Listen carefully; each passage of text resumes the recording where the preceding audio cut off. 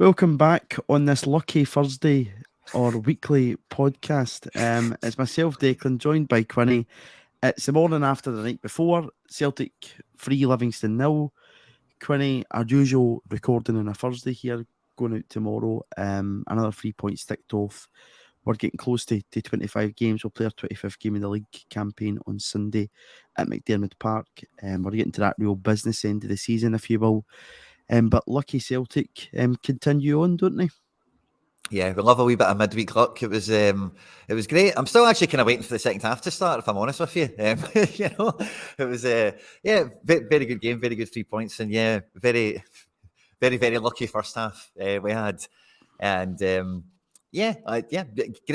great momentum we're taking into this part of the season. We were just chatting before coming on, but there's a fantastic statistic as well going around for the amount of clean sheets we've racked up as well. I think it's like over the last 5 or 6 games or something. Yeah, I think that's six clean sheets in a row, which was something that was creeping into our game. A wee bit maybe complacency, you could say, towards that kind of back end of fixtures in the first part of the season. They were a wee bit leaky at the back. You remember Dundee United, Ross County, a few other teams managing to get in the score sheet against us at Celtic Park, but that's certainly something we seem to have cut out. Totally. Everything just seems to be coming together just now, which is really promising. And of course, as we say, that you always need that wee slice of luck, don't you? And both you and I, big fans of the Verve, and it was great to hear that at Celtic Park last night. The DJ could also fire a wee bit Emerson, Lake and Palmer, and we've got Lucky Man there too. So there's plenty of good tunes to pick from with the term luck's considered, but we weren't too lucky last night when the Livy manager's coming out saying he would book an Uber at half time if he could have. So we must have been doing something right if we get some praise from David Martindale. But we won't start with David Martindale because we're a Celtic podcast and we want to talk about the hoops. Quinny, first off the bat, January transfer window has now closed. We spoke last week after Celtic had completed the signing of Oh Hyun-gu. I think we were all delighted with that signing coming in. Georgios Giacomakis, his likely replacement, being Giacomakis' replacement, obviously hasn't departed the building as of yet, officially. It looks as if it is all but done. I've seen photographs of him at the airport on 2 separate occasions with 2 separate clubs. It looks as if he's going to go off to MLS side Atlanta. You spoke about them last week. You gave us a wee bit of insight into them. Just as a whole first, Quinny, before we kind of pick apart January incomings, outgoings, what was your whole take in Celtic's business during this January? Again, like knocked out of the park. I don't think we've really missed a beat with any of it. The guys that were brought in early, we've spoke to them, we spoke about them to death. It was good for me. I got to see Awata for a couple of minutes last night. Didn't really have much of anything to go on, but like it's good to see him in the flesh, as it were. And I don't really think you can. I think how we handled the Jens situation and the Abelgard situation was both quite professional and quite clinical. How we did manage to get ourselves out of those situations by the end of the window, and it seems for the best for all parties involved. Jens went straight into the team at the weekend for Schalke and played, and I think Abelgard won't be too far behind at Verona either in that respect, if they're kind of match fit, of course. So from an incomings and an outgoings perspective, there was nothing really, like we kind of mentioned, like with some of the guys that are kind of hanging about still in the ether, some of them might still move because some of these non-EU countries, their windows are a bit different to ours, so some guys leaving still possible. But it was all the good main incomings coming in, the guys that came in early, of course, like we mentioned, but seeing O now coming off the bench 2 games in a row without hesitations from the manager, it must be said, is a very promising sign already. Absolutely. I imagine he'll be in the mix for the game away to St Johnstone, and possibly the cup game against St Mirren might be a real good chance for him to get a real good chunk of minutes under his belt. Whether that's 60 minutes or not. But again, he needs to shift Kyogo and doing that, who again on the score sheet last night, we'll get into talk about him. I think you're spot on, Quinny, about what you say about Moritz Jensen and Oliver Abelgard. Both brought in. We spoke last week whether it was a kind of stopgap until we got the players that we definitely wanted in. Obviously, that being Yuki Kobayashi and Tomoki Iwata. Well, we've got that business done and we've been clinical. But we've said to the two of them, listen, you've came here to play football. We can't offer you that football now. It's best you move on.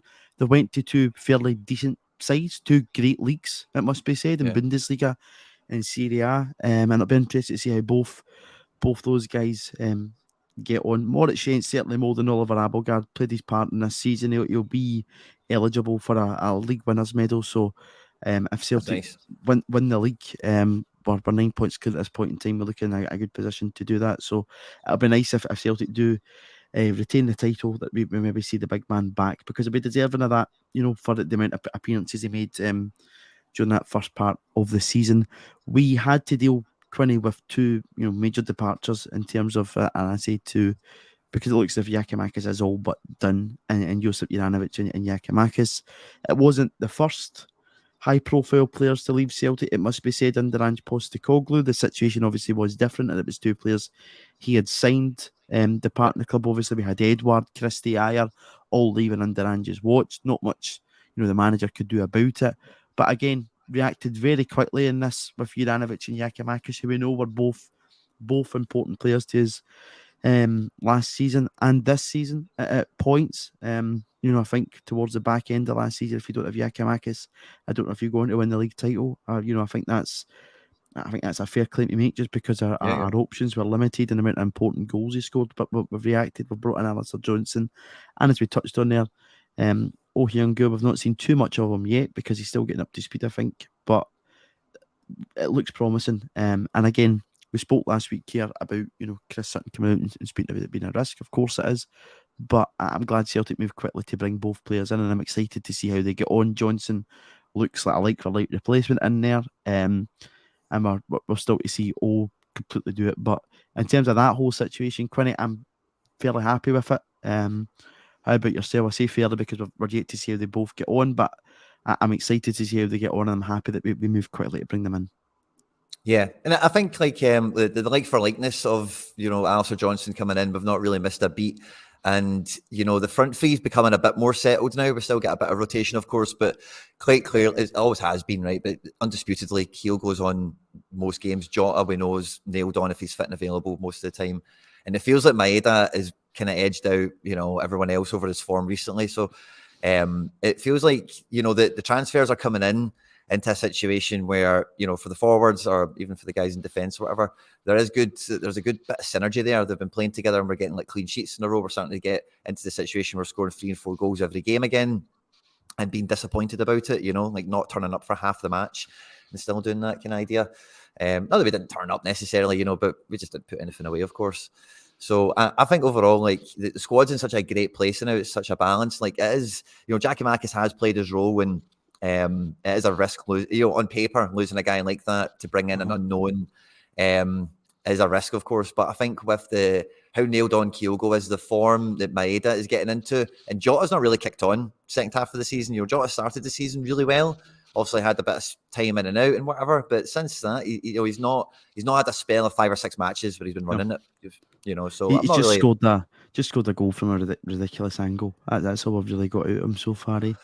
Of course, the header, of course. Yep. Yeah, that was lovely, of course. But like, that's not I know exactly what you think mean, about Jota, but yeah. We're talking about that consistent run of games, that we can expect from him, and everything else he does. But again, we're still very early in this. It doesn't actually seem like too long ago we drew at Ibrox in the Derby game, and our because we'd kind of, we'd been to Easter Road and we won the game 4-0, and everybody thought, yeah, we're on a high here. We'd thrashed St Johnstone before that, and it looked as if the momentum was picking up. We didn't have the draw. It's a 2-0 victory against Kelly. It's not a sticky spell because we're winning games. We get to the final of the Cup, but then we start to build the momentum again, and we're putting teams away and scoring goals. And again, you're walking away last night probably disappointed we didn't score more, but that just says everything about this team and what you've came to expect: their aggression, the way they want to press teams, the way they want to score goals, and what you're bringing off the bench. But as you say, with Kyogo, even though we know how big an impact Yakimakis made last season, last night was Kyogo's 18th league goal. His 21st goal of the whole campaign, which is a great record. It's 18 goals and 22 appearances in the league. Fantastic record, as I keep saying. I think he's in a real good position to certainly hit 25, possibly 30 goals in the league this season. It's exciting to see how that gets on. In terms of other incomings, obviously, we've mentioned Kobayashi there, Iwata.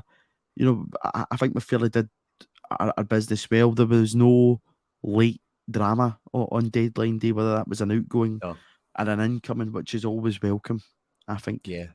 there was no Skepovic or, you know, any of these kind of guys Yeah. at the last minute or anything like that. It's a very different experience nowadays. You know, a lot of those things I think, you know, we didn't rule out there could have been something crazy at the last minute. And I don't think, you know, the manager really ruled it out until maybe the 11th hour himself. But yeah, like the squad's in such a great shape now. And business-wise, I say, there's nothing, I'm kind of, yeah. Johnson played great last night as well, and seeing the way he's adapted into the team has been very good to see from the build-up play side of things, because that's a big part that you expect a lot of these guys to come in and struggle with, you know. And yeah, I say from top to bottom, there's, you know, I think it's been a resounding success. It's kind of hard to say stuff about these guys that we've not been saying already, because for Johnson in particular, who has been impressive, and I know UK we've not really seen much of yet, but Johnson, it feels like he's been here. He has been here for like 2 months, kind of. Yeah. You know, like he's been around the place for a bit. You know, so it's weird to still think of them as a January signing in some ways. Absolutely, because he arrived, you know, so early in the window, which again was a big part of Celtic's business during this window, Quinny, that we were signing guys, you know, in December, early December time, and getting embedded in at Lennoxtown before they went on to make the debut, which is obviously why the manager felt comfortable enough to stick Johnson in for the Derby game at Ibrox. In terms of other players, you know, some of the kind of the fringe players you would say in the squad, a lot of people towards the back end of the window were probably expecting the squad to be streamlined a bit, and you're kind of bringing guys like, you know, Connor Hazard into that conversation. There was obviously talk around Yusuke Deguchi. I don't know what the situation is with the Japanese transfer market, but that's opened later than ourselves. There's obviously been links to Deguchi going back to the J League. And other guys, I think James McCarthy always seems to keep into that conversation just due to his profile and his age and his lack of game time that he gets. And obviously Stephen Welsh was still in that conversation just due to the fact that a couple of weeks ago we got a report saying, you know, that Celtic were willing to listen to offers. But it would appear in certainly Welsh's case to kind of take the more regular first team player that we've seen this season in that. I think with Yates going out the building, the manager wanted to keep a hold of Welsh. Would you subscribe to that? Yeah. Because, well, I don't know, like, yeah, we definitely don't want to sell him. You know, I don't think there's any two ways about it, but it did feel like there was that kind of cry out to get some minutes for these guys. And it sounded like Hazard actually rejected the Ross County thing. I think everyone was kind of like, yeah, this will work, and da-da-da-da. And he was like, why, I don't fancy it. Why do you think that is, Quinny? Do you think that's, you know, I mean, we've seen this boy come in as a young boy, and he's, you know, he's probably the definition almost of a cult hero, that he comes in for a few months. You know, he plays a blinder in a cup final penalty shootout, not in the cup final as a whole, because there's a moment in that I try and block that season out, Quinny, I think, as we all try and do. And the ball comes in, but listen, he plays his part in the cup final shootout, so he basically defines himself as a cult hero at the club. Since then, even towards the second part of that season, he never really kicked on, but he went out to Helsinki, he was player of the year, he won the league in Finland. Do you think there's something at the back of his head thinking, you know, with Scott Bain and whatever else, Seagrass obviously injured just now, I should be challenging in here, because we've saw Toby Oluwayemi, who we know is, you know, there's a lot of potential there, and there's been so much chat around him coming up and being one in line to eventually be a successor to Joe Hart. But do you think that's Hazard thinking there's possibly a future for me here at Celtic, or is it that he's thinking another Scottish club, I don't fancy it, and he'd probably be hoping that Helsinki come back in and get him? Yeah, I definitely think he'll be, you know, it's one of these things when players have went abroad and maybe had some success, you know, they're more inclined to keep that kind of side of things open. Like Helsinki is, as I'm sure probably most people would probably gather quite quickly, playing Finland. And like Finland, out of those Scandinavian countries, is probably the worst standing division of them. So if he's had like a good time there, you know, like maybe a Norwegian team comes in for him, like it's maybe get a Champions League qualifier next year, or, you know, Rosenborg one of the or Swedish somebody teams. like that. Yeah, a Molde exactly, or somebody. man. Or, you know, there's other teams that kind of shop around there, you know, so maybe somebody else has seen him already and made some sort of contact, you know, like, I don't know, like a bottom-end team in Germany, or put him in the reserves or something. Who knows? But yeah, I think he's probably looked at it and went, nah, I don't need to do that. You know, like, I'll probably have some phone calls over the next few weeks. Maybe he does fancy maybe coming to training and trying to see where he can get himself in the pecking order under the manager with like the situation as you've described it. But I think overall he's probably had a taste of first team football and going abroad and it not being as scary as maybe, you know, a lot of these people, maybe players that I anticipated would be. And he's like, no, I'll just go back there or do something similar. it's also a different, situation going from, being a league winner in Finland to, trying to battle it out relegation wise in Dingwall at Ross County. So as you say, Quinn, maybe that taste of, playing at a different end of a league He's table, played youth obviously. football for us. He's been up Yeah, to Ross County enough absolutely. times to know what it's all about. Absolutely. And saying that, if it's anything to do with the cold, I think it'll be actually all right that he's been over there. So I don't think that'd have been the off put. But Sure. an interesting one. Would we be surprised if he ends up in an emergency loan deal? Probably not. And he's, it's an interesting one to keep an eye Have on. to. I just think with all of the game going out, Secret's been injured. I don't really know what the timeline is in that, and Bain kind of being in there. Hazard make me think to yourself, if I can try and impress enough, there's no reason why. Because Scott Bain, particularly that season, which was the last kind of season we've seen him play, that there wasn't really that much between both of them. So it's one to keep an eye on. In terms of the other guys that I mentioned there, James McCarthy and whatnot, the Gucci's, I see where the Gucci might still think it's possible for him to go to the J League, but McCarthy seems to still be kind of in and around the squad. It's always interesting the manager kind of picks him out to mention him, and it starts to make you think about his influence kind of in the background. I'm not at all saying that you should be keeping players in and around the club for the influence they have in the dressing room, but when the rebuild happened and he was one of those players that came in, he's obviously got a bit of a profile, a figure. You always hear players mention him in interviews, so he's certainly a big part of the dressing room. He's just not, did it in the pitch for Celtic, which, I That's don't always think kind of it was missing. a great surprise to anybody. No, I think like as you were talking there, like, and I hate to spend too much time on something that doesn't play for us, but like, if he could get on the pitch for us and be effective, which he's not going to, there's like 6 guys in front of him at this point. And it would be a wee bit like that kind of effect that Ibrahimovic had on AC Milan a few years ago when he was like 40 and he came back from America to help them win the league. It's that kind of vibe of the old pro. Like that's going to get snipped up, Quinny. That comparison, you just know yourself, but Ibrahimovic and it's like, McCarthy in the same sentence. but it's that kind of like the I get what maybe you mean. Yeah, the older figure who's been at the level pro. where the younger squad are all kind of looking up to him, whatever. But Ibra could go on the pitch and do something. He could score a goal and win a match with them. Exactly, Obviously, we can't even get this guy on the bench at this point, But and the training ground and the training sessions in particular, then there is something to be said for the value for that. But yeah, it's probably. But we don't know. Yeah, it's one of these ones where we're kind of stuck with it, and let's just make the best of it. I think. It might be that situation too. I don't know, who'd be looking at James McCarthy at this particular point in time with the amount of games he's actually played since he arrived at Celtic, almost 2 years ago. But we'll leave January transfers there. I'm kind of glad it's all over with because for weeks, Quinn, that was always seemed to be talking about on here. It's good to get back to talking about the football itself. We'll try and integrate the Dundee United game into chatting about Livingston because there's a lot of similarities in terms of player performances and whatever else. Yeah. But we'll go to Greg Taylor first. I think it's very worth that I mentioned. He was man of the match last night. It's another cracking goal for him. He scored against Livingston in the away game there towards the end of October. So that's 2 and 3, I think, for him against Livy, which is decent. It's a great strike. You could tell at the weekend, though, Quinny, that when he came back at Tannadice, he was a player that hadn't played for a number of weeks. But last night, certainly back to his best and a real, I keep saying this, I think he's a real contender for player of the season for us. Oh yeah, he's definitely he's a great shout for it. And yeah, he was back to his best last night. He was everywhere, didn't put a foot wrong the whole match. And I think a big part of that meant we got actually a fantastic performance as well out of Hatate. I think the knock-on effect to his game, having a full flying Taylor next to him was blatantly, was apparent, because both those guys, they're two sides of the pendulum from each other at all times, Yeah. And Taylor, very much in terms of like player of the year standings, very much an unsung kind of contender. I would agree with you. He's definitely right up there for me. And last night deserved his goal, played amazingly, didn't put a foot wrong, and makes such a big difference. Helps Starfelt as well. Starfelt's looked the last 2 games, Dundee United, Livingston, he's looked impeccable. He's not been caught out. I think he maybe been caught out once with like a dodgy pass last night. But it's happening less than what it was before Kobayashi came in. So like the competition in that position is obviously intensified. But Taylor coming in, I think Starfelt and Hatate last night played great, and he was a big part of that. As well as that, we were speaking about how seamless Alistair Johnson coming into the side has been.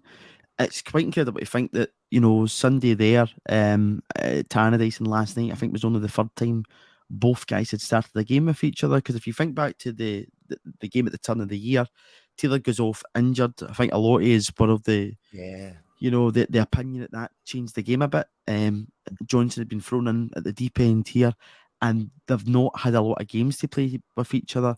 And you're starting to see Johnson pick up that inverted full-back role, which, I spoke to him about when he signed for the club, about how, he was going to be adapted to that after playing centre half. He played in midfield as a player. You're starting to see him get better at it and better at it. And there's probably at this point in time nobody better at the club that plays full-back than Greg Taylor-Tilliernofa to do it. Yeah. And you just see that balance, which I think just brings a whole better stability to the back four. And again, it means that Johnson's, not the only new arrival into the back four. You've got 3 players there, and Taylor, Carter Vickers, and Starfelt that's all been there now. They know the expectation. They've got a goalkeeper and Joe Hart behind them, and Johnson just goes in as a right fit. And I think it just brings a whole nicer, better balance to the team. Mentioning Taylor scoring in the previous game against Livingston, Quinny, just to throw this one in there. I had a wee look back this morning, last season, Celtic against Livingston. We played them 3 times last season, and Livy got 4 points off us out of a possible 9. Wow. We were the same, 4 points out of a possible 9. We won, obviously, Livingston, 4 points out of possible 9. They won the game there. I'm right. 4 points out of possible 9, I think, for both teams. Livingston won the game there early on, if you remember right, 1-0. It was then a 0-0 draw at Celtic Park. I think that's the one that Yakimakis missed a great chance. And then we beat them. Yeah, I think so. And that's correct. It was a penalty. And then we beat them 3-1 through there. So Celtic get 4 points. Livingston get 4 points last season. So far this season, Celtic's get the maximum 9 points. And we know they've been a team who's been really sticky for us in previous seasons. So it's great to get that kind of hoodoo offer back. And again, I think Taylor's performance, you speak about Hatate there, I think Taylor again gave that platform for Dyson to go and excel too. I think there's just a great understanding relationship between both players. To me, it's no coincidence that they're both in the score sheet for us last night. Again, we had a joke at the start of this about, that's lucky nonsense that is going about. But Ange, short right back, when he speaks about the positions that Dyson picks up, there was criticism towards him for not being clinical enough. But one thing we couldn't at all have been critical of Dyson for, Quinny, was always making those runs. And the fact he's always there, I know that's now only a matter of weeks, the Kelly game and that game that the ball's practically hit off him and went into the net, but you need to be there at the right point in time. And he always does that. That's something I don't think anybody who's maybe been a critic of Dyson, I know me and you were at the other scale and we're both big fans of his, but anybody that's maybe been a critic couldn't have criticised that. He's always been that player that's went to the very end in terms of his press, and he's always wanted to make those runs that are nightmarish for defenders. Yeah, he had a great battle with that number 11 as well. I don't think he started the game. I think he must have come on as a sub. So I know you're talking about. Now. Had a big great battle with him. What's his name? Montano. That is. Montano. And like we were slagging Maeda early season's crossing ability, but like see the last like Livingston, Dundee United. I know we didn't start both those games, of course, but like and even the game before it, he's getting really good at these cutbacks. But we're just not really finding people. Like, the ball's getting fizzled into such a great area, maybe 3 or 4 times a match at this point. And it's not even people are missing chances. It's just that you're just unlucky. Nobody's there somewhere on the flight of the ball. When it's firing across the ground. So like Maeda is really like. Yeah, I make you right, because he needs to be, he needs to be a bit higher up, and he can have the confidence to do that. He doesn't need to track back and bail somebody out when he's got Taylor and Hatate behind him. He can stay a bit higher and get a bit more of his burst and a bit more of his like juice out of him, like really in the final 18 yards attacking into the box. And like you say, he then ends up in great positions for great misses and some funny goals, and some funny misses and some funny goals. Kind of thing, and it kind of balanced itself out last night, because he did have a chance or two to maybe make a better opportunity for somebody. It didn't quite happen.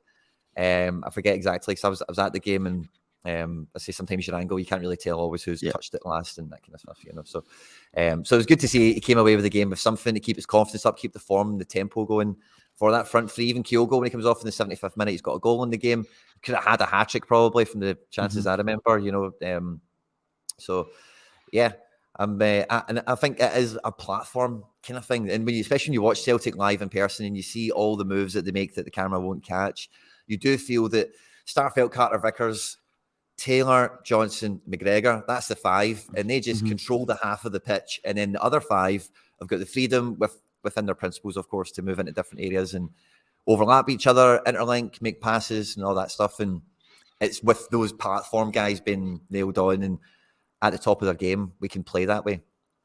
And that's been something the manager's spoken about, is for those attacking players, the forwards and the attacking midfielders, that they're given that platform with the guys behind them who play such a big part in the football that we play. And when you're up against a team like Livingston, Quinny, who you know are going to be, they're going to be really compact, they're going to be tight. We've seen it last night again. They're going to sit in. They didn't have a shot on target last night. It's when you're playing football like that, it doesn't matter, because you're going to break it down. You know you'll break it down eventually. And that's been something that the manager's installed in, I think, to all of us, is you've always got that belief that if you're needing a late goal, go and get it. But when you're playing a team like that, you're always going to break them down now, which is fantastic to get to that point. You know, you always hear this stuff about, oh, they get found out and whatever else. People will start to take hints. You know, that the manager said, I remember at the start of this season when asked about, you know, teams maybe paying a wee bit more attention to what Celtic do, his reply was they generally don't pay attention. So he has that confidence and has ability as a coach to go and send 11 players out and do the job, which they continue to do. That, Quinny, builds into, you know, something that has a phenomenal stat to talk about. I mean, we could probably spend a whole hour in this. We won't, but we'll spend a good wee bit on it. Celtic Park under Ange Postecoglou has been, you know, a very difficult place for opposition to come to in Scottish football, particularly.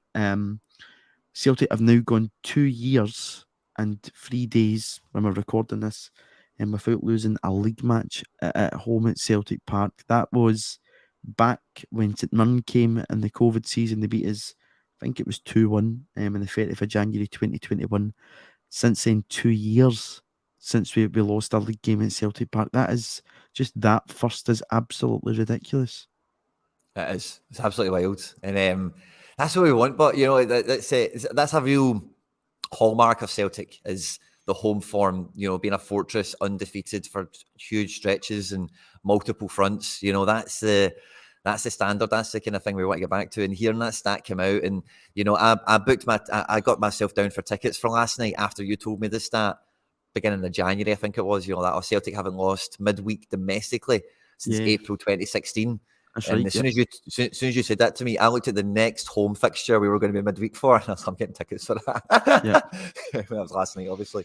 So yeah, it's great to see that, you know, maybe since 2016, that's a bit of an unusual statistic, but certainly since Ange has been in town, it's great to have that real fortress back in town. And, you know, like Livingston being a kind of bit of a bogey team, as it were, last season versus this season, as you say, that's totally changed. Like there's been a little spell there where maybe not so much at Celtic Park, but certainly most teams in Scotland for the last couple of years definitely always think, well, something might go our way today, and they always think they're kind of in it. But now, when they're playing Celtic, I feel that, you know, I was at the game with 3 other guys, and one of them was saying to me, not a huge football guy, he was saying to me, I think it was at 3-0 in the first half for 40 minutes. He's like, those guys are all done. Like all the whole Livingston team, you could see it all in their body posture and all. They were all like, quite, yeah. Because they know when they come at Celtic, it's not just, this isn't going to be the cliche, right? It's not just the 11 guys on the pitch, right?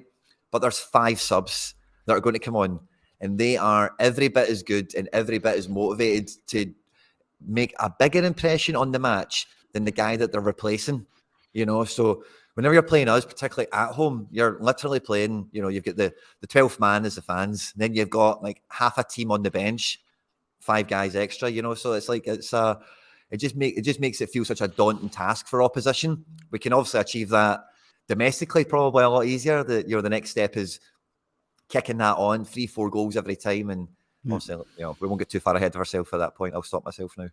and we want that form, you know, in the league to I think to translate over to European football, particularly Champions League. It's something we want to get back to, because we've seen it before, Quinny, how important that was under the likes of Martin O'Neill and Gordon Strachan, Neil Lennon in the first spell too. You know, in the Champions League, that Celtic Park was a difficult place to come to, and teams dreaded coming to it. You want that to translate over. But we've kicked that on. It's interesting that it starts from, you know, the game that's the last defeat is in the COVID season, where there's a lot of teams who would practically probably prefer to play away from home, but Celtic certainly, enjoy playing at Celtic Park.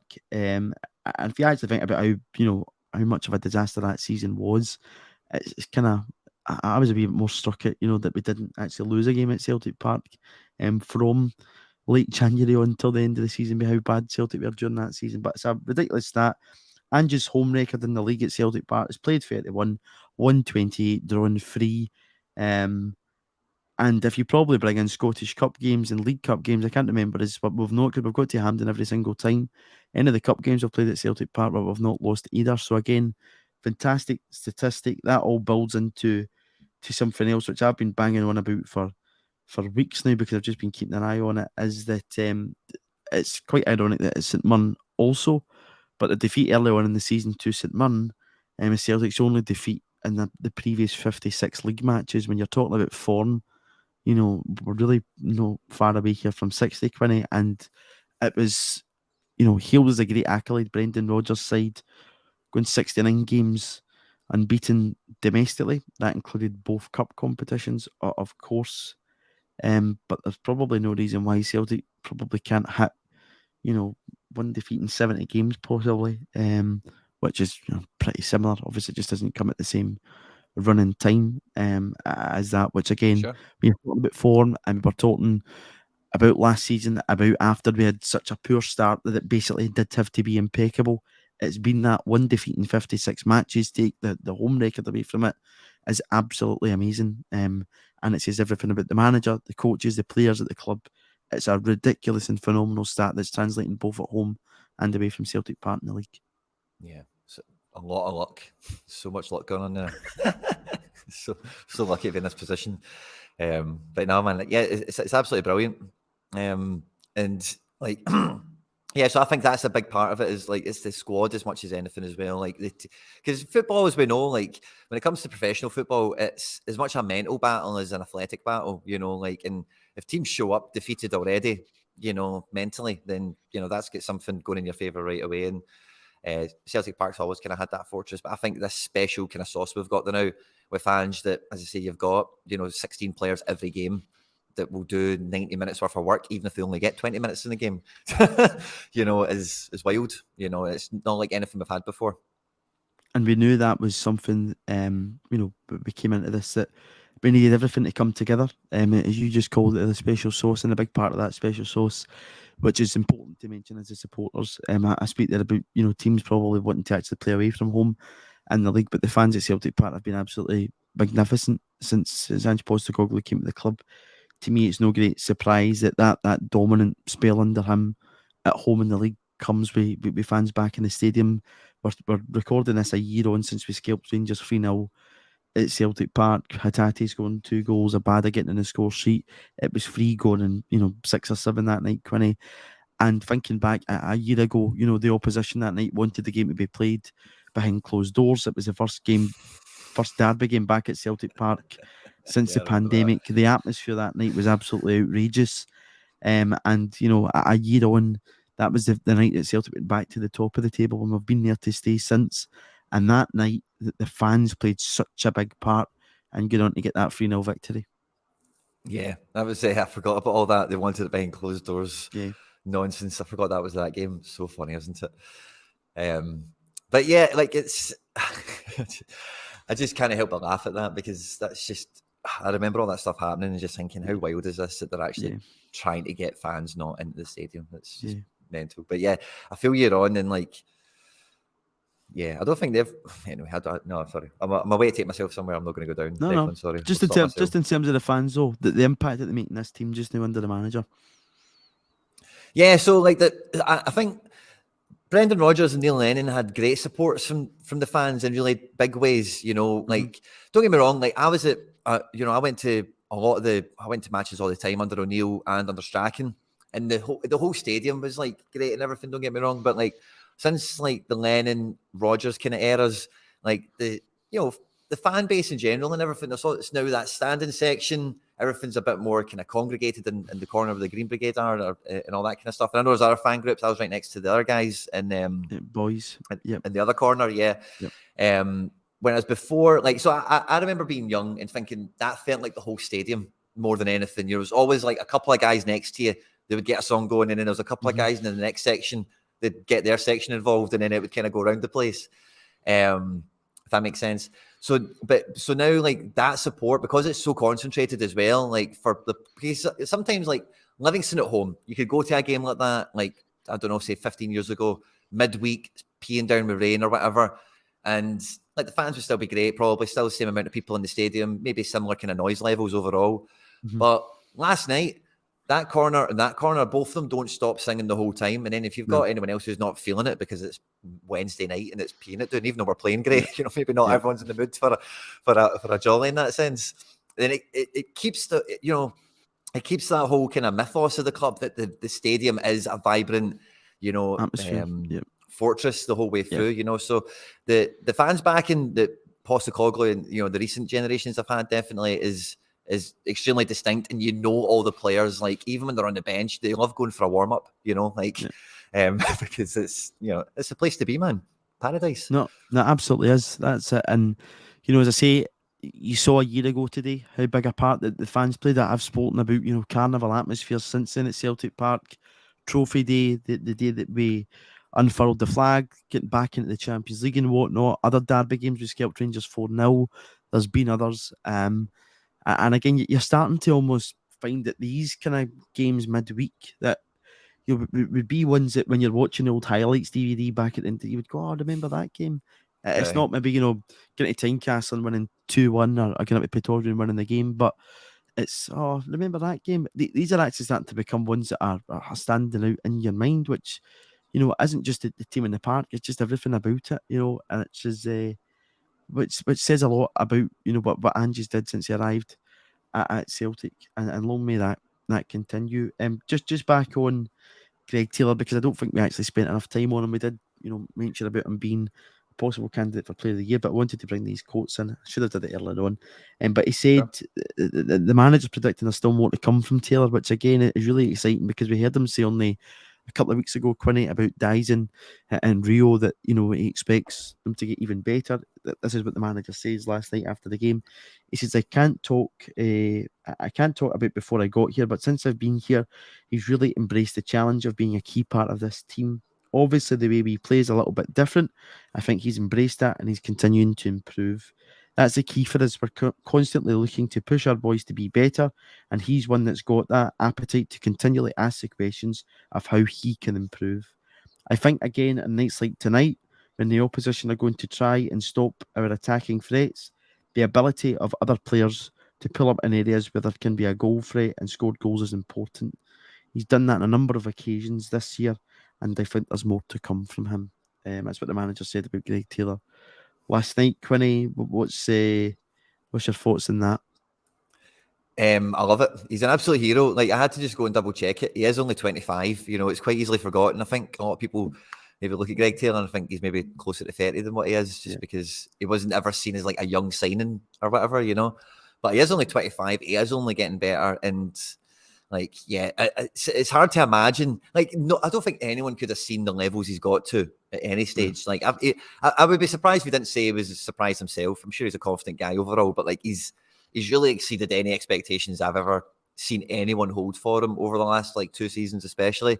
And the challenge of being that different type of player, replacing Kieran Tierney, being kind of vice captain in the squad, there's so many things that he's kind of taken in his stride and added to his armor, as it were, And he's a great Celtic player, honestly. Like, I love Taylor. I think every Celtic fan is like, whenever we talk about transfer stuff, no one wants to sign a left back. Like, no one's even thinking about it. It's not like, which was something we were talking about a year ago.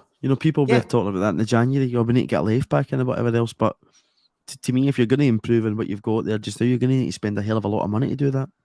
Big time, And I think like players always want to be valued. Players always want to know that they're an important part of the team, and that always helps them. And Taylor, I think, along with Ralston, have definitely benefited from the manager probably coming in and giving them a bit of a clean slate versus maybe what public perception had them as, or previous stints or whatever, and said you've got a clean chance. And he's just grabbed it with both hands and totally changed his career around. And love seeing that happen for a guy, and especially when they play to such a high level for Celtic, it makes it even better. one of the things I like about Taylor, and he's into that mix with, Ralston that you mentioned, Turnbull maybe to a lesser extent. I'm going to get on to talk about Callum McGregor very shortly. Is that they all went through, that horror season for us, and it's Yep. almost as if that they've came through it, better for it. Not that would have rather that happened, but you can see that the lessons are there. They don't want to feel that again. And I think that's been a big part of that successful ingredients, that there's the guys that were there that went on to win that league. And Ange's first season had tasted what it was like, which wasn't the case for loads of Celtic players that had been there. They hadn't. He did that, and I think that's a big part of it. But long may it continue for Greg Taylor. As I say, at this point in time, Quinny, he's probably getting my vote for Player of the Year, which is harsh because Kyogo's goals, probably Kyogo will win it, but I just think with Taylor's performances and everything that he gives, that platform thing that we're talking about, I don't think if you've got players like Taylor behind Kyogo that he goes on to score all those goals in a campaign. But again, it's not always easy to be the man up top, banging them in for Celtic. So there's certainly a good few players in the mix. That's not mentioning Cameron Carter-Vickers, Callum McGregor, all those consistent performances that we know and love. Hatate being another one of those guys too. Callum McGregor, let's talk about him. At the weekend, 400 appearances for Celtic. There is absolutely no doubt about it in my mind, Quinny, that he is a Celtic legend, along with his counterpart in James Forrest. They've both given so much to the club, and the time they've been there since breaking through from the youth academy. But at 29, there's still so much to come from him. I remember Brown getting his jersey that McGregor got last night with 400 on it, and I'm really happy and kind of proud in a way, as I've spoken about before. He's been one of my favourite players since I was a kid, and it's when you kind of grow up with a guy, it's always nice to see stuff like this. And at 29, there's probably so much left in the tank in terms of medals and appearances and the way he plays football. I imagine he's going to end up finishing his Celtic career by a hell of a lot of appearances. Yeah, because there's nothing stopping him really at this point. I think we all gasped for breath last night when he went down injured for a little bit. Yeah. Wasn't sure if it was like a head thing or something. So he had that cheek thing last season. So I can tell you what he says. I'll tell you just exactly what he says here. I can bring that in here. He said on it that where are we? Yep, here we are. Here he said that when he was asked whether he was concerned, this is the manager. He says, "I'm worried about all of them, mate. I love them all the same. I don't want any of them to get hurt." But we realised fairly early that he'd got a bang in the nose and a bit of blood was coming out, but it was nothing to worry about. He was fine. I didn't ask him if he had a broken nose. I wouldn't ask him. If he did, he'd be up there tomorrow for training, no problem. Which says everything about Callum McGregor. Yeah, that's brilliant. And he just totally took it in his stride as well. But I say everyone did hold a breath when they seen it was McGregor that was down, because he is he's one of our own. He's like he is the fan on the pitch in that respect, and with him being at 400 appearances already, the trophy cabinet he's built himself already, and we every season we think McGregor's getting better. His roles have kind of changed over the years under different managers and different seasons or whatever. But he doesn't seem to be slowing down anytime soon. Celtic don't seem to be slowing down anytime soon either. And I think when his career comes to an end, he will be very firmly in anyone's best Celtic probably 11 of all time kind of idea. As a midfielder for accolades, time served, actual ability. All the things that matter. So yeah, great to see him clocking that up last night. And I think we were waiting. I think we want to see a few goals come back into his game. He's definitely got that midfield general kind of rolled down to a T, orchestrates the team very well. But we want to see some games where he goes, do you know what? I'm going to get into the box on this one, and overlap and break in. So there's more to come from him probably too, But yeah, what a hero, what a guy, and great achievement.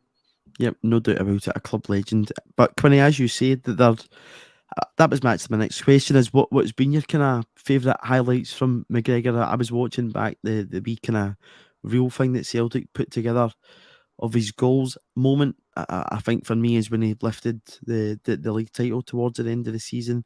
And I actually remember the game at Tannadice when we won the league up there. I was behind the goal and he was over, and you could really see the emotion and the passion in him. Due to the fact, I think, as I say, what he'd experienced the season before and back over as a leader of that team that's fought back, came back to be back at the top. that was, one of my favourite moments. In terms of goals, I'm probably always going to go with the goal at Ibrox in the 5-1 game, because it gets, he tries to play the ball, it comes off the Rangers defender, then he manages to get it back to Paddy Roberts, and he just waits for the angle and sticks it past Fodringham. Any other ones you want to put in the mix? Maybe the goal against Bayern Munich, or his cup final goal against Motherwell, it was a peach. Oh, Bayern Munich was the one I was going to say, because that was just one of the, again, when he scores that, when you're just like, McGregor, and it was, it gave us a bit of something at the time, if memory serves as well. But no, I think my favourite memories of him was really under Rodgers, having him playing alongside Brown and a lot of the guys that we had in good form at that time. That was, I think, when I think about McGregor at peak, it was really, because it felt like Brown did a lot of the stuff that McGregor kind of needs to do now.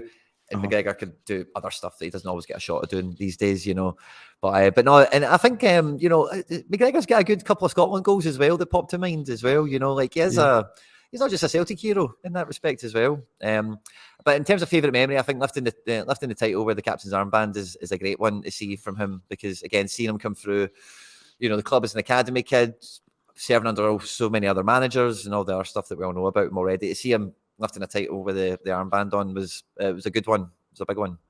Yeah, no, absolutely. And it's great for anybody that's coming through to look up for role models. He does it, bang on. You don't hear anything in the press bad about him. He's really the definition of a Celtic captain. When you look at, guys of the past like Billy McNeil and Danny McGrain and whatnot, he's right in that category, and up there with top professionals and people that's played for the club.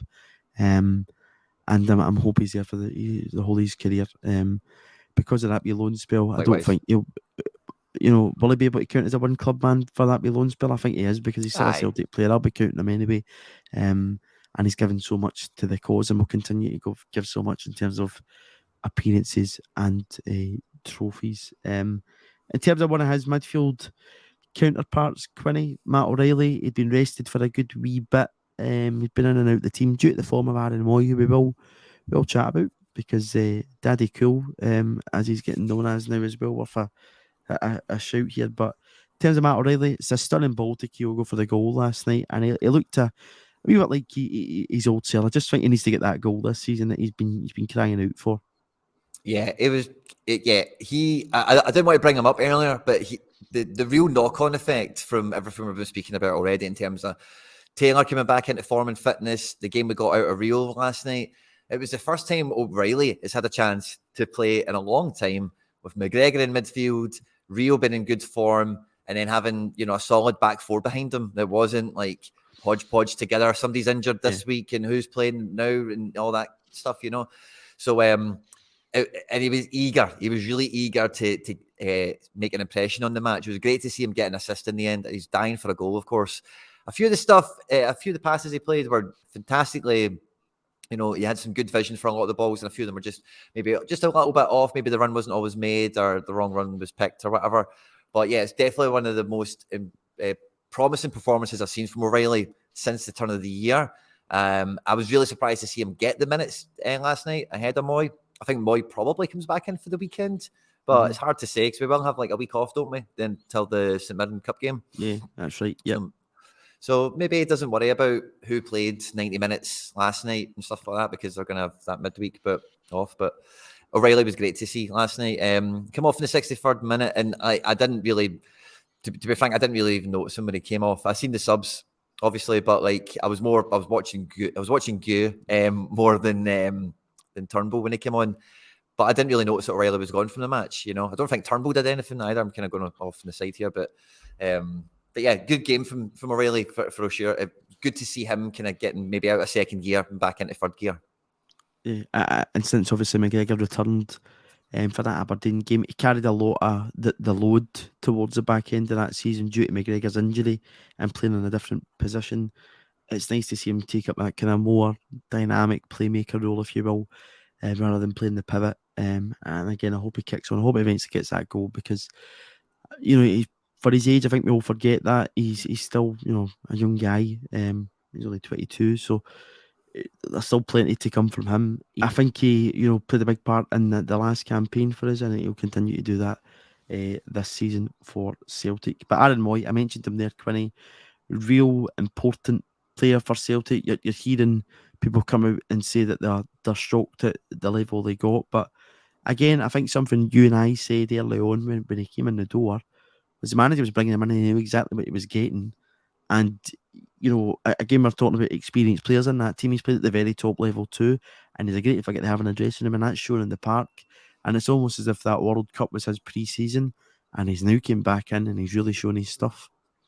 Yeah, and to the extent where it was really surprising to see him not start the game last night, because the plaudits have been raining in. His form has been incredible, and yeah, it looks like anyone that was kind of bad-mouthing him before he came in, just have a bit of humble pie to be eaten. I think everyone's kind of got past that point now, because when was it? I was looking back there, Hibs, where he got his 2 goals, that was kind of, when was that? Just before New Year, 28th of December. Yeah.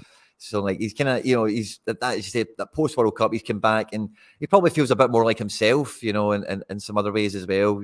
Obviously used to live in the UK, particularly Scotland, used to live up in here. I think, like, the quality he adds in midfield, like, is similar to O'Reilly in terms of how he carries himself through the game and what his best attributes are.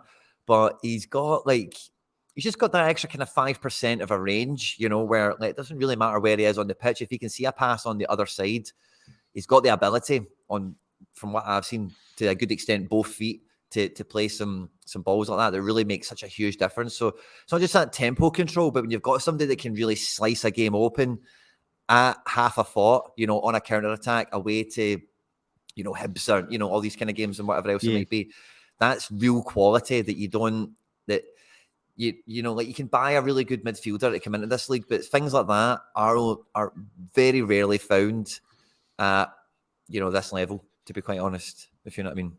Absolutely. And, we've said due to the whole pandemic situation with him that, you'd be paying about £6 million for a player of his quality if he was coming to the league, and we got him in a free. And as I say, he just continues to strive and get better for us this season. We're talking about, player of the year, certainly, second part, I think he's right up there with the player that's had the biggest impact on us. He's just, he is cool in midfield. There's nothing that phases him. And when you're up in Tannadice and you're chapping in the door a bit and you're a bit frustrated getting into the break at 0-0 and whatever else, when you've got figures like that in the park, for some of the guys around them, they're happy to give him the ball because they know they'll get it back and they'll get it back in a good area.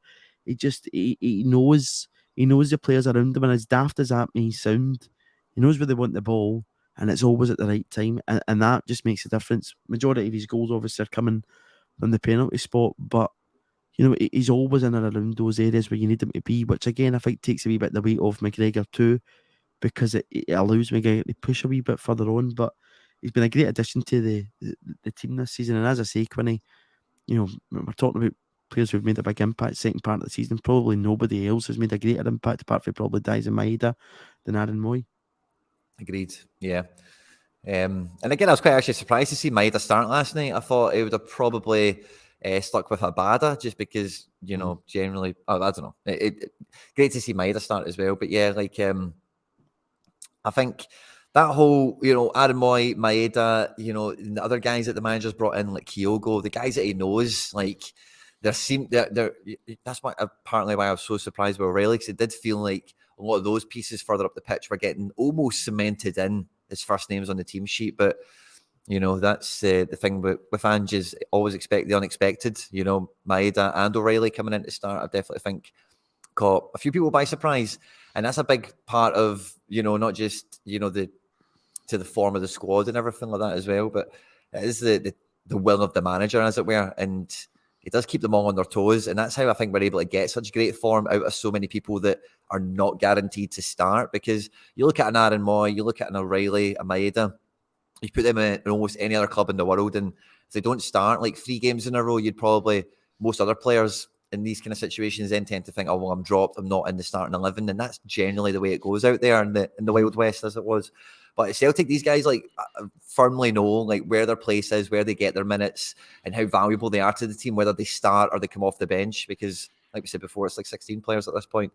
So I think I think because it is more of a collaborative effort, our team, particularly our midfield, because like none of them last night get 90 minutes. Generally, it is only McGregor. Yeah. Then you need like 5 of them to be at a good level for it to operate. So as much as it's not always apparent, like I think it's a big part of like that competition for places is what really brings it out of them all. Yeah, and the synergy that's in there, that one goes out, one comes in, you don't notice it too much. Yeah. And when you've got guys like Mooy that's taking his game to another level, it's only going to naturally kick on guys like O'Reilly and Hatate, who are still fairly young players and still, improving and getting better in the game. And last season, if you think back to Quinny, it was kind of stuck when it was McGregor, O'Reilly, Hatate in midfield, and that was what played. You've now got those other options. Which is great. Just to kind of the last 5 minutes, we'll look ahead a wee bit to St Johnstone. But the manager said last night, he's excited for the rest of this season. I said this last week. We've got a cup final in the horizon. It's less than a month away.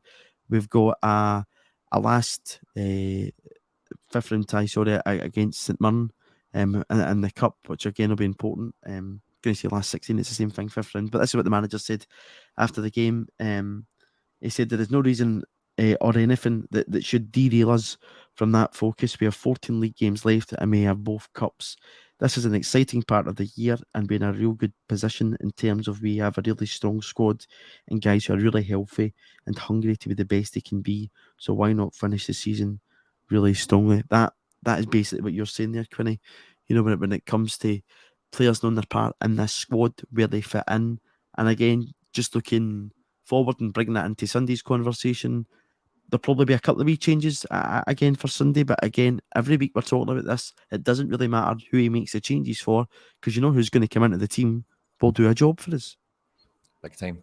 Just wait to check the team that played St Johnstone last time. So it was only Christmas Eve. That was a real, Christmas Eve. But thinking back to the game, Hatate was right back. That's it.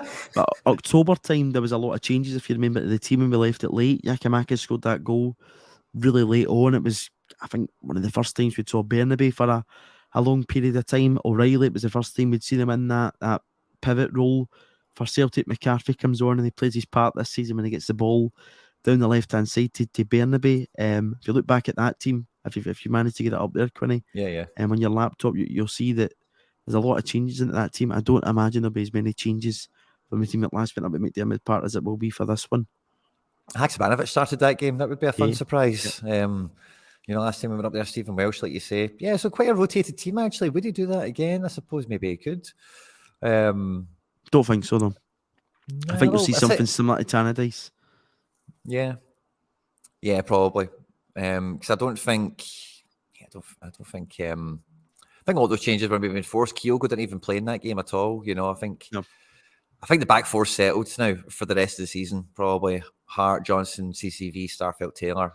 I think he's not really going to mess with that too much. Kobayashi might pop in whether it's for the game. It's St Johnstone, maybe St Mirren at home in the cup.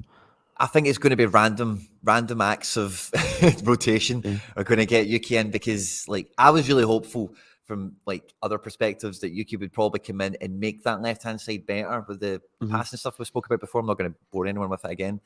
But Starfelt was really kicked on, like I mentioned, in the last two matches, and I don't see any reason. Yeah, I think I don't think he's going to rotate the defense as much as we've seen him do previously. I think a lot of the defensive rotations we've had have been forced upon us down to guys getting injured and being sick and all the rest of it. That's happened this year, World Cups and everything else. So I don't think he wants to rotate the defense for the rest of the season unless necessary, until the league's won. And then we might see Ralston get his minutes back up when he's returned from his injury, cup appearances and whatever in UK. Bernabe too, probably to an extent. Welsh, maybe, who knows. But I think I don't think he's going to mess around with it now for the rest of the season unless it comes to it. So I think he'll probably stick the same. Midfield's the question, because does he go O'Reilly or Mooy? What would you go with? I would go back to Mooy, just because O'Reilly's played the 60-minute chunk there. But again, quite happy if Mooy comes in, plays 60 minutes, and then O'Reilly's the guy that comes on for him. What's your thoughts on that, Quinny? I could see that. Yeah, I could see it going back to Mooy, McGregor, and Hatate in midfield, and then the front three gives me pause, because Maeda got 90 minutes last night, and I found that quite interesting from the team perspective. Away at Dundee United, Abada get 82, which is quite significant for Celtic. Normally these guys get subbed off in 65 and whatever if the game's a bit tighter. So maybe it goes back to Abada and bring him back in, but Maeda's form. He scored. How can you drop him? But he does that, doesn't he? And you might play Forest. You might play Forest. You mentioned earlier Haksabanovic too. He's also in the conversation. He's not played too many games, so you've certainly plenty to to think about getting into that game. By that time, the full time whistle come, Quinny, hopefully it's still 9 points at the top of the table, maybe even more. And then it's only 13 games to go. We'll have hit 25 games in the league. 13 games to go, 6 of them before the split, 5 of them after the split. We're putting ourselves in a really good position here. I think the record points for Celtic is 106 under Brendan in the Invincible season. We're still on course that if we win every league game, we can get to 109. Or if we don't, we can still hit it. So this could be another historical season. But for that, if you've enjoyed It'll this be a very today, lucky season. it will be. Yep, it's all about the luck, Quinny. And hopefully we get some luck on here. If you don't believe in luck, please do like the video, subscribe to the channel, Quinny. As always, good to chat to you about Celtic. Will be another game later. Next week when we're chatting about this, I'll be another year older as it's my birthday next week. So we'll be another game later. I'll be another year older, and hopefully we've got another 3 points. We're looking forward to a cup game against St Mirren. Again, thanks everybody for your continued support. It's great to see the numbers going up in the channel, and we'll catch you soon. Hail, hail. Hail, hail.